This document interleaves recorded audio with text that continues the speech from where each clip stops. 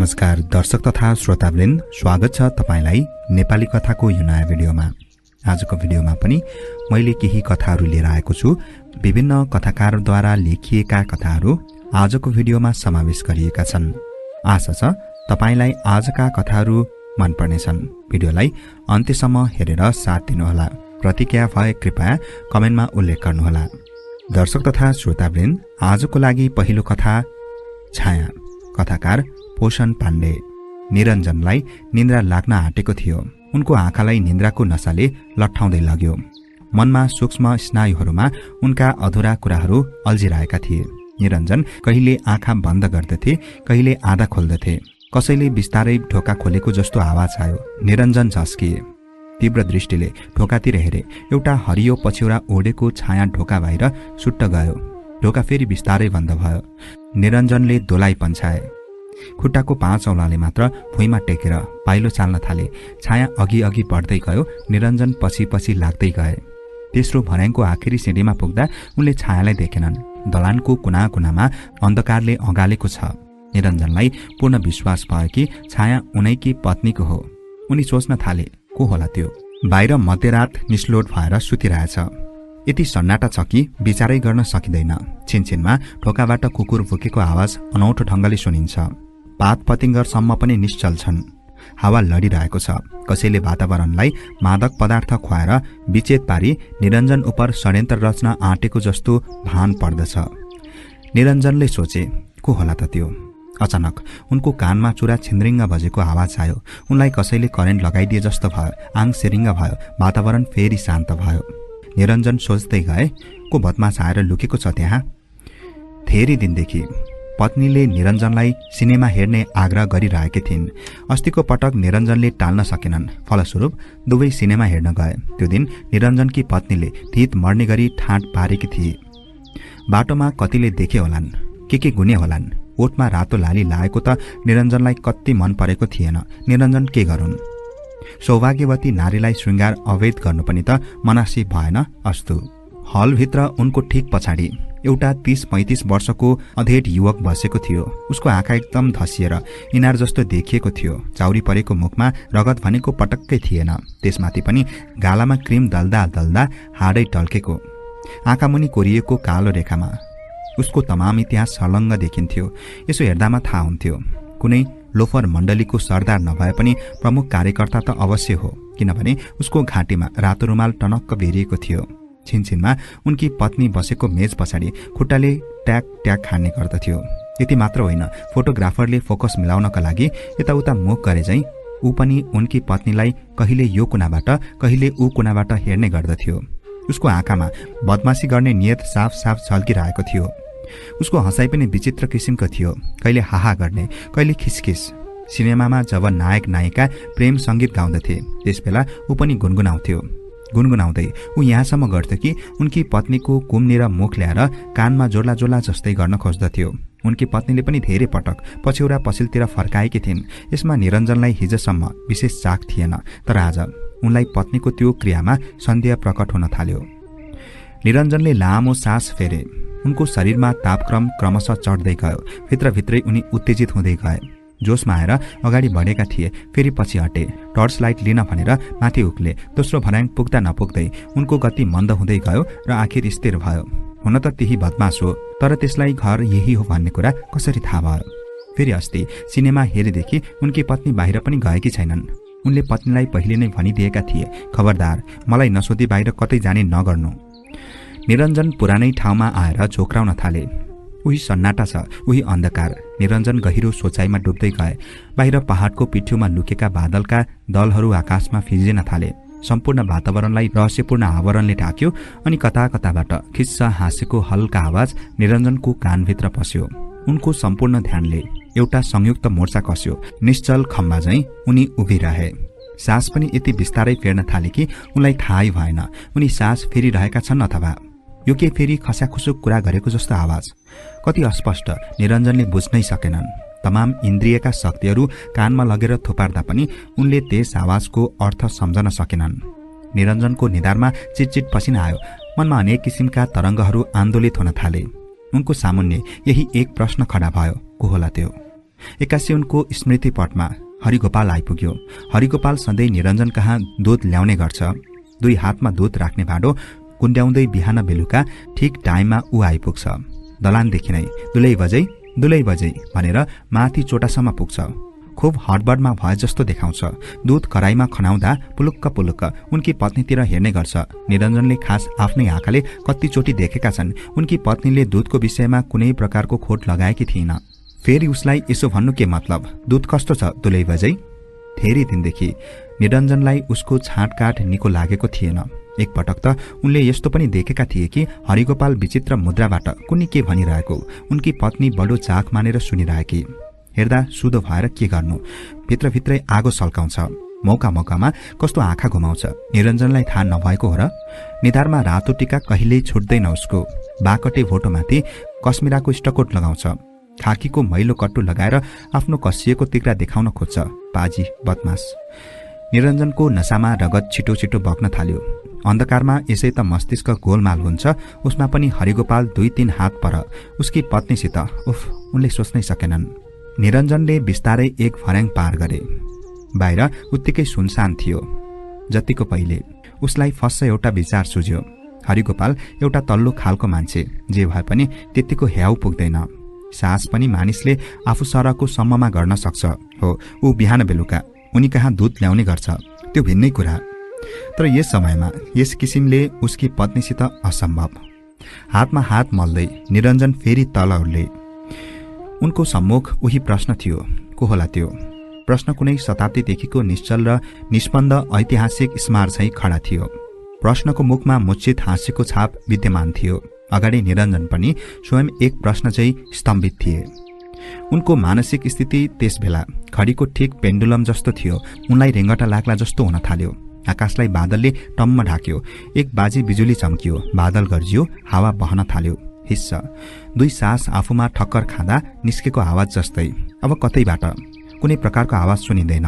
टाढाबाट आउने कुकुरको भुकाइ पनि सुनिन बन्द भयो। केवल उही हिस्स। निरञ्जनलाई यो आवाज यति नमिठो लाग्यो कि उनले पचाउनै सकेनन्। असजिलो मानेर 2टै कान औँलाले टम्म थुने। सन्नाटाको सीमा रहेन। तैपनि उनले सोच्ने क्रम जारी राखे। किरण उनकै घर अगाडिका एक छिमेकी हुन्। उनको झ्यालबाट किरणको कोठा र त्यसमा किरणको गतिविधि जम्मै छर्लङ्ग देखिन्छ। किरण एक सुन्दर र सुशिक्षित व्यक्ति हुन्। उनको गोल आकृतिभित्र कुनै आकर्षण अवश्य छ। नभए निरञ्जनकी पत्नी कोठा बढार्दा छिनछिनमा किन उता हेर्ने गर्थिन्? निरञ्जनले यो कुरो धेरै पटकको चियोबाट थाहा पाएका थिए। किरण उनी कहाँ आउँछन्, गफ गर्छन्, जान्छन्। यद्यपि निरञ्जन उनको प्रभावशाली गफ सुनिरहन सक्दैनथे। किरण जब उनी कहाँ गफ गरिरहेका हुन्थे, उनकी पत्नी 2 हातमा चिया लिएर यसरी आइपुग्थिन् कि निरञ्जन कहिले किरणको मुखमा, कहिले आफ्नी पत्नीको चालतिर आँखा घुमाउँथे। यसो हेर्दा राम्रै हो, घर आएकालाई सक्दो स्वागत सत्कार गर्नु। तर उनको मनले कहाँ मान्दथ्यो र? नगर भन्नु पनि भएन। हिजै त हुने किरण आएका थिए। चियाको सुर्को लगाउँदै गफ गरिरहेका थिए। गफको विषय थियो कसैलाई हिस्टोरिया भएको। नाटकीय ढङ्गले किरण हिस्टोरियाको विचित्र कहानी सुनाइरहेका थिए। बीचबीचमा निरञ्जनले कति बाजी हाई गरे, आङ ताने, तैपनि किरणले गफ छाडेनन्। आखिर 9 बजे राति किरण उठेर गए। उनकी पत्नी त्यस बेला कोठा बाहिर किरणको मनोमोहक गफ सुनिरहेकी हुँदी हुन्। निरञ्जनको अन्तस्थलमा लुकेको ईर्ष्या भड्कियो। शरीरभर रगत भग भग छड्किन लाग्यो। उनी बौला जस्तै भए। बल्ल बल्ल एक भर्याङ उक्लिए। त्यसपछि उनको उत्तेजनाले थ्रैएको बाँध फोर्यो। दोस्रो भर्याङ चढ्दा आवाज कडा निस्कियो। जोडसित ढोका खोले। यद्यपि त्यति शक्ति लगाउनु पर्ने आवश्यकता थिएन। सनसनाउँदो हावा हुत्तिए चाहिँ टेबलमा हात बढाउन पुगे। कोठामा बिजुलीको प्रकाश तेज थियो। नजिकै ओछ्यानमा सुतेकी उनकी कमनीय पत्नी निन्द्राबाट भ्युजिन्। आँखा मल्दै अकमकाएर सोधिन्, किन, के भो? बाहिर मध्यरात अघिको भन्दा पनि जोडसित स्याँ स्याँ गरिरहेको थियो। दर्शक तथा श्रोतावृन्द, यो रहेको थियो कथा छाया। कथाकार पोषण पाण्डे। लागौं आजको लागि अर्को कथातर्फ। कथाको शीर्षक रहेको छ योग्य वर। कथाकार मन्जु काँचुली। छोरी दिँदा केटाको म्लेच्छ आचरण नहोस्। आफ्नो संस्कृति र परम्परालाई जोगाएर राख्ने चाहिँ होस्। सबैभन्दा ठूलो कुरा त्यही हो। गाउँको एउटा आँगनमा कसैले भन्यो, छोरी मान्छे अर्काको भित्तो पोत्ने जात हो। उसले एउटा पिजडाबाट अर्को पिजडामा जानुपर्छ। त्यो सिबेले कान्छी छोरी चाहिँलाई के पढाइ राख्या होला। हेरी गाउँले कसैको चित्त बुझ्यानी छैन। अब 16 पुगी 17 लागिसकी, तरुणी भइसकिने, बिहे नगरे दिएर के त्यसै छाडी राख्या होलान्। छोरीलाई पढाएर के लछार पाटो लाग्छ भनी ठान्या होलान्। गाउँले खर्काहरूले यसो भने, चाँडै बिहे गरिदिए मात्र के हुने हो र? अर्को कसैले भन्यो, आजकल पार्वतीको बिहेको चर्चा मध्यावधि निर्वाचन जत्तिकै छ। एक थरी भन्छन् हुनुपर्छ, अर्का थरी भन्छन् हुनुहुन्न। गाउँमा उसको शील स्वभाव, रूप र काममा लगनशीलताको अत्यन्त प्रशंसा छ।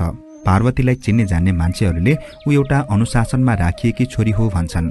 सुसंस्कृत छे भन्छन्, नरम मिजाजकी छे भन्छन्, थोरै बोल्ने स्वभावकी छे भन्छन्, हराएको काम सबै गर्छे भन्छन्, काममा लागेकी छे, घरको काममा गोठदेखि लिएर भान्सा खास दाउरा सबै छरितोसँग जिम्मेवारीपूर्वक सम्हाल्छे भन्छन्, बुद्धिमान छे भन्छन्, स्कुलको पढाइमा अत्यन्त तेजिली छे भन्छन्।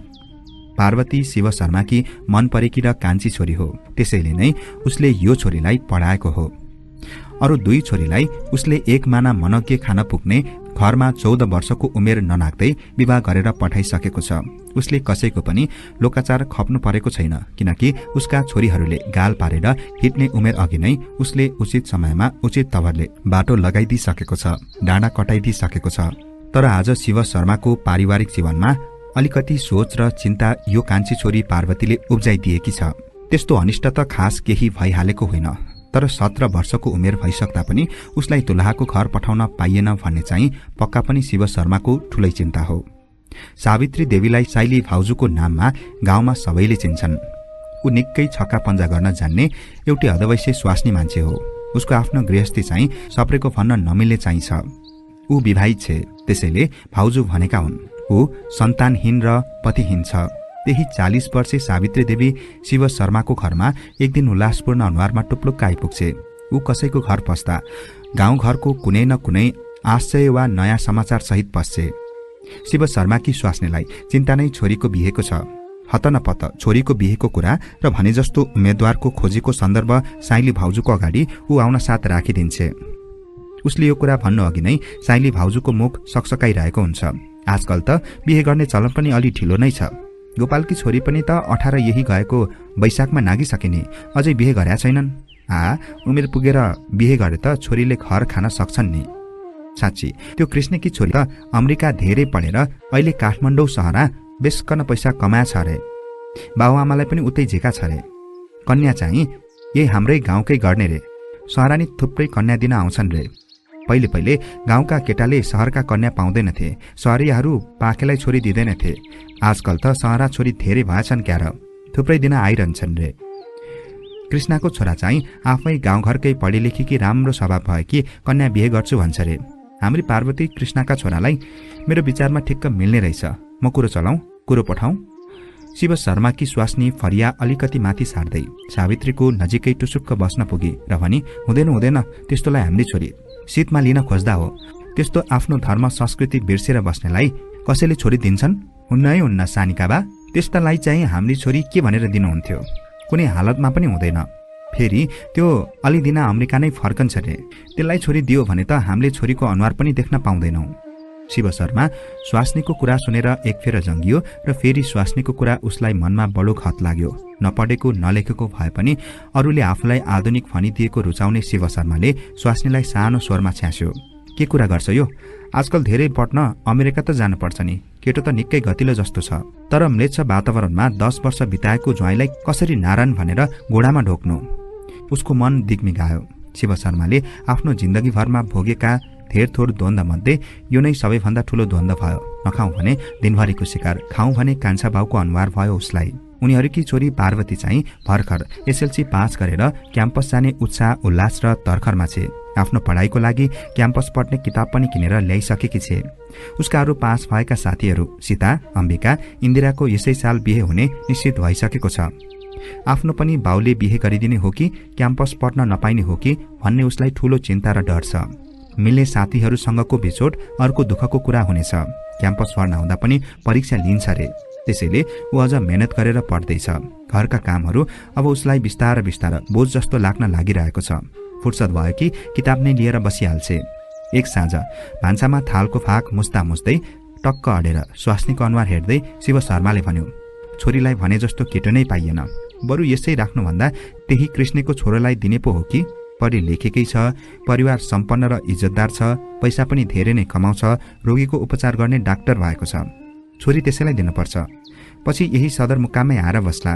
छोरीले सदरमुकाममा सुख पाउँछे हुँदैन? अरू छोरीहरूसँग वर्षको एकचोटि भेट्न मुस्किल छ। शिव शर्माको कुरा पूरा हुन नपाउँदै उसकी स्वास्नीले च्याठिएर बोली, केटोको आमा कस्ती छ नि थाहा छ? फरिया घोडासम्म स्याहारेर गाउँ सबै चारिसक्छे। कत्रो ठुलो स्वरले बोल्छे। त्यसको त टाउको पनि बारीको सबभन्दा ठुलो फर्सी जत्रै छ। कपाल चाहिँ रायोको गुन्द्रुक जस्तै। हुन्न हाम्री छोरी त्यसलाई के भनेर हुन्थ्यो? कुरै नगर्नुहोस्। त्यसको छोरोसँग फेरि हाम्रो काम कुरै मिल्दैन। त्यसले त गाईको मासु पनि खान्छ जस्तो छ। हामी त गाईको पूजा गर्छौं। कसले भन्यो नचाहिने कुरा गर्छे? बाहिर पर्दैमा गाईको मासु खानै पर्छ र? तर उसको एकान्त मनले उसलाई सुटुक्क भन्यो, मलाई पनि त्यस्तै लाग्छ। हाम्रो कुरा र रहन सहन त्योसँग मिल्दैन। कुराको अन्त्य उसले यसरी गर्यो, भइगयो, अब तेरो यस्तै विचार छ भने त्यसलाई हाम्री छोरी नदिउँला। के बिग्रिहालेको छ र? शिव शर्मा र उसकी स्वास्नीको जिन्दगीमा एउटै धोको बाँकी छ। गोप्राणी जस्ती आफ्नी छोरी एउटा शुद्ध ब्राह्मण पुत्रलाई लगनगाठो बाँधेर सुम्पिदिने। तर उनीहरूको जोरदार समस्या यही छ। आजकल गाईको शुद्ध दूध भेट्नु मुस्किल भए जस्तै शुद्ध ब्राह्मण भेट्नै मुस्किल छ। आजकल मान्छे जनै लाउनै छाडिसके र गायत्री मन्त्र कसैले जपै गर्दैनन्। राति सुत्नु अघि आफ्नो पतिको गोडामा तेल घस्दै बोल्ने स्वाभाविक स्वरलाई पातलो र नरम पारेर शिव शर्मालाई उसकी स्वास्नीले भनी, बरु त्यो परको माथिल्लो घरे गोविन्दको एउटै छोरो रामेलाई हाम्री छोरी दिने हो कि? बाउले आफू जस्तै पाठ पूजा सिकाउने रे, संस्कृत पनि पढाउँछन् रे। दुनियाँ भ्रष्ट भए पनि म त मेरो छोरालाई भ्रष्ट हुन दिन्न भन्छन् रे आमा पनि। छोरालाई राम्ररी तह लगाउँदैछन् जस्तो छ।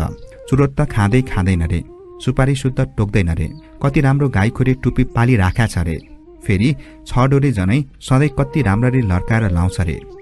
केटो हुनेको पहिरन पनि कस्तो सादा अङ्गा सुरुवाल मात्र लाउँदो रहेछ। करा सधैँ धोती लाउँदो रहेछ। रुद्री चण्डी वेदका श्लोक त कण्ठै आउँछ रे। आजकलको जमानामा यस्तो चोखो मान्छे, फेरि यस्तो परकाण्ड मान्छे कहाँ पाउनु? मलाई त यही केटो मन पर्यो। सानिका बा, हजुरको के विचार छ? गोडा मिचेको आनन्दको साथसाथै स्वास्नीको चित्त बुझ्ने कुराले शिव शर्मा लोलाएको मुद्रामै पूर्ण प्रफुल्लित भयो। पूर्ण आदर्श, पूर्ण नैतिकता र पूर्ण अनुशासनको बलिया खम्बाहरूले बनेका उसको भावी ज्वाइँको मानव निर्मित शरीर र सम्भावित व्यवहारले ऊ एकैछिन पुलकित भयो। स्वास्नीले बताए कि ज्वाइँ नारायणको तस्बिर उसको आँखाको सामुन्ने उभिन आइपुग्यो। स्वास्नीकै शब्दमा प्रष्ट चित्रित भए अनुसारको।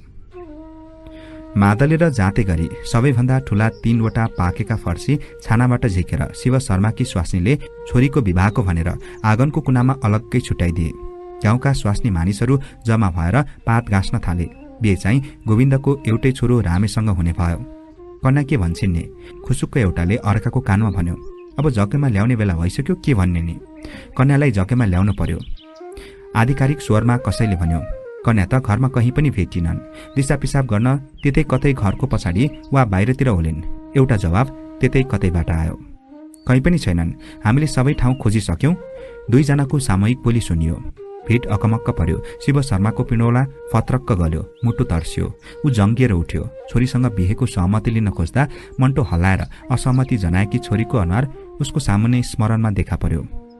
त्यतिकैमा तातो रगत र स्वभाव भएको एउटा युवकले निम्तालु र अरू गाउँ टोलको भिडलाई जगेको सामुन्नेबाट नाटकीय पारामा सूचना वा जनाउ दियो। महिला हकितको लागि युवा र महिलाको आज जुलुस छ। ऊ पर देख्नुहुन्छ, जुलुस यतैतिर आउँदैछ। बिहेमा जम्मा भएका निम्तालु र गाउँलेहरूको भिडको ध्यान त्यतैतिर आकर्षित हुन्छ। भिड त्यतैतिर बिस्तार अघि सर्छ। भिड अलि नजिकै आइपुगेपछि प्रष्ट हुन्छ। जुलुसको होलभित्र अग्रभागमा शिव शर्माकी छोरी पार्वती पनि छे। उसको हातमा एउटा प्ले कार्ड छ। त्यसमा यी नाराहरू लेखिएका छन्, उमेर नपुगी नारीको बिहे गर्न पाइँदैन। पैतृक सम्पत्तिको अधिकारबाट महिलालाई वञ्चित गर्न पाइँदैन। महिला अधिकार मानव अधिकार। महिला युवा जिन्दाबाद। कसैले शिव शर्माको नजिक आएर औंलाले देखाइदिएपछि शिव शर्माले जुलुसका भिडमा बल्ल छोरीलाई देख्यो। उसका छोरीको हातमा प्ले कार्डलाई देख्यो। त्यसमा लेखिएको अक्षर पनि देखियो। भिडको बीचमा गलित भएर ऊ थपक्कै बस्यो। त्यसरी बस्न पुगेको पनि ऊ आफैलाई पत्तो भएन। फोक्सोको सास जति सबै स्वात्तै खोइएको सुस्केरासँगै मानो शब्दसँग फुस्कियो। सिद्धियो नै, छोरीलाई पढाउनु हुन्न भनेको साँच्चै नै रहेछ। शिक्षित होली भन्ठानेको थिए, नेता हुन पुगेछ। हाय रे दैव। यो रहेको थियो कथा योग्य वर। कथाकार मन्जु काँचुली। लागौं आजको लागि अन्तिम कथातर्फ। कथाको शीर्षक घर। कथाकार पुष्पहाङ लोभा। रूपलिनाको कुराले आजसम्म पनि म अविवाहित छु। उनले भनेकी हुन् त्यो समयमा। यसो सम्झिँदा ठिकै भनेकी हुन् कि जस्तो पनि लाग्छ कथा कथा। तर पनि चित्त भने अझै बुझिरहेको छैन। गड्याङगुडुङ मेघको गर्जनसँगै छिलिक छिलिक बिजुली चम्किँदा र झरी पानीमा निन्द्रै लाग्दैन। आँधीहुरी मडारिएर आउँदा सालको पात जस्तै यो घर कतै उडाइ लान्छ कि जस्तो लाग्छ। उभियो भने अविरल वर्षात नित्रुक भिजेर पुराना कागजात र दस्तावेज कुहेर जाने डर। त्यति मात्र कहाँ हो र पिर पनि। खरै भत्किएर कुन दिन आफू फ्याप्लो बनिने बेर छैन। फुकीलाई ओछ्यान, मुट्कीलाई सिरानी। पँधेरो जानु बाजा र गाजा, घरभित्रैबाट देखिन्छ तारा। यसरी भनेका थिए रे। उहिले नै एकजना तन्नेरीले उसकी प्रेमिकालाई त्यसपछि सधैँका लागि आफ्नो जीवन त्यही घरमा व्यतीत गर्ने निर्णय गरेर घरमै पुग्दा छाँगाबाट झरिन् रे प्रेमिका। मेरो पनि अवस्था तिनै प्रेमी पात्रको जस्तो भएको छ। मेरो जीवनमा एउटा यस्तो अविस्मरणीय घटना यसरी घटेको थियो।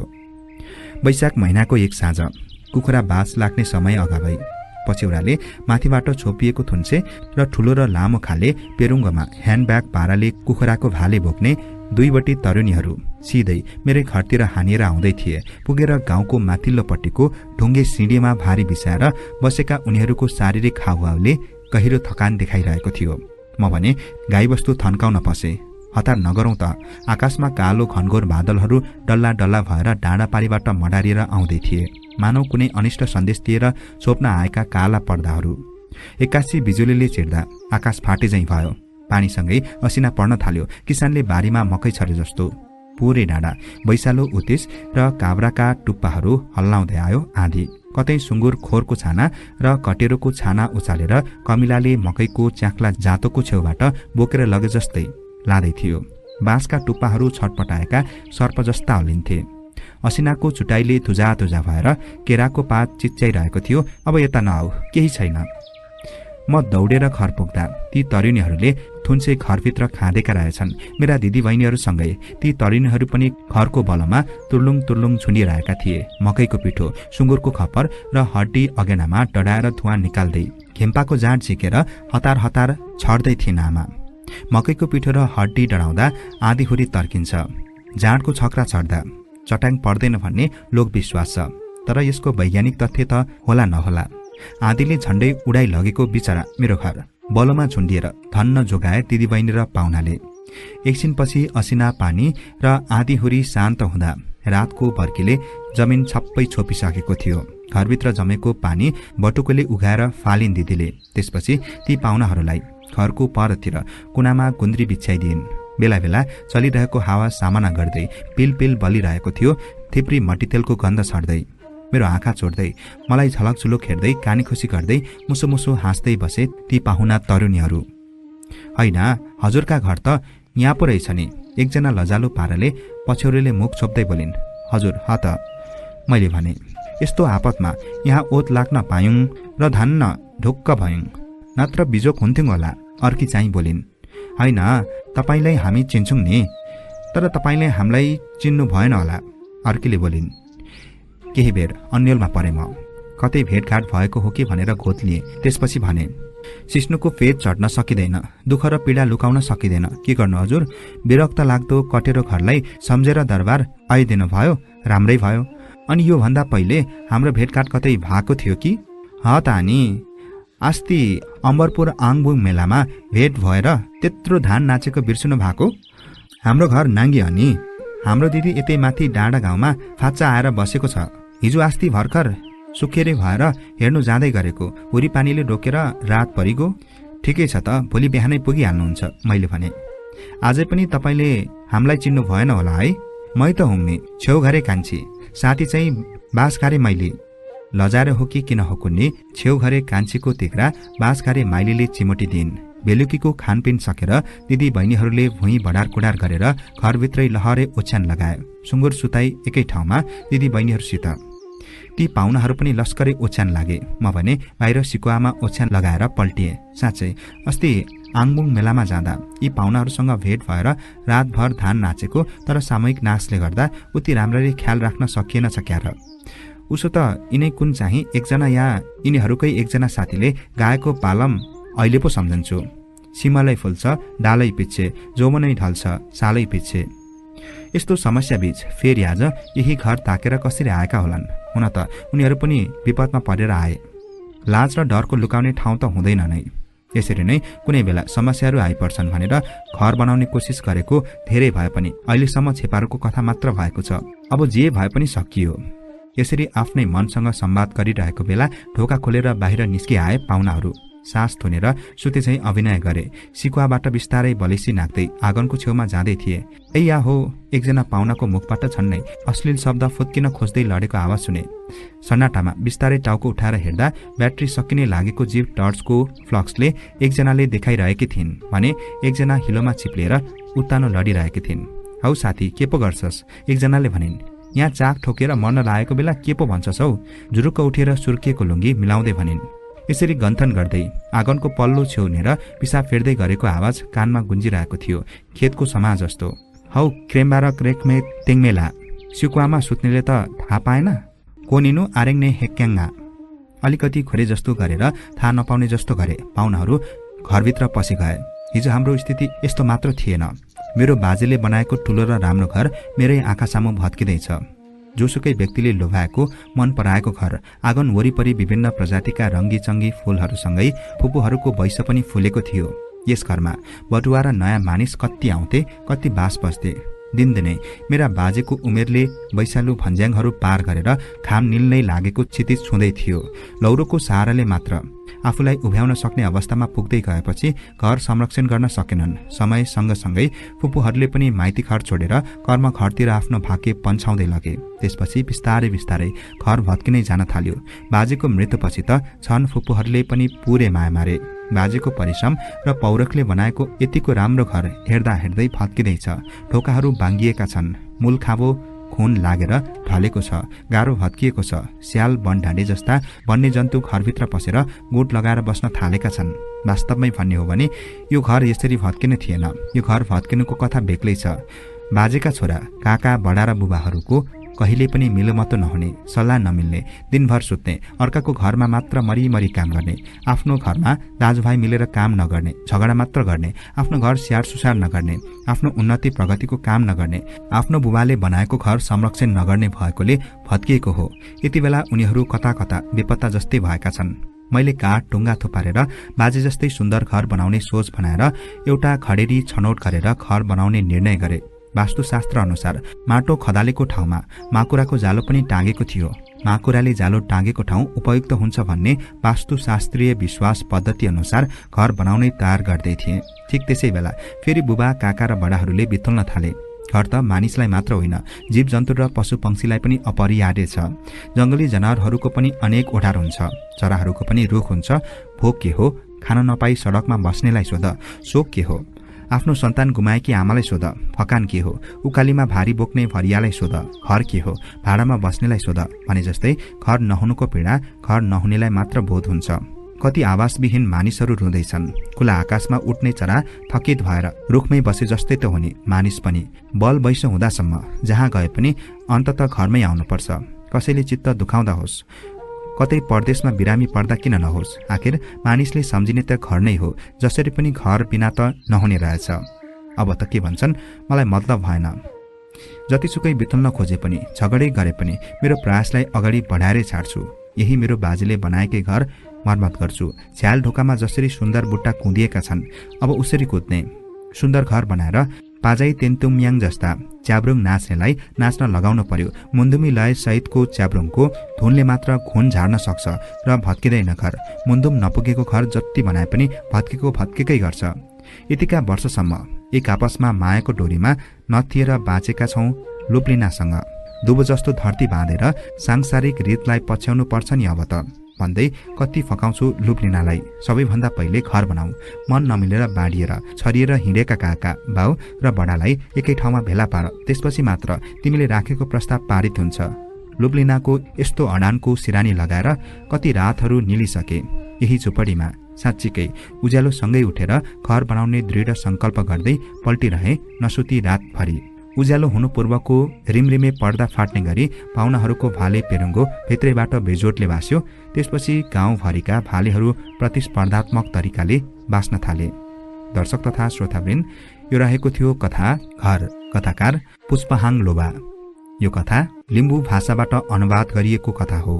तपाईलाई आजका यी 3वटा कथाहरू के कस्ता लागे कृपया कमेन्टमा उल्लेख गर्नुहोला भन्दै आजको कथा बसाइबाट म कथावाचक जमिन राईलाई बिदा दिनुहोस्। नमस्कार।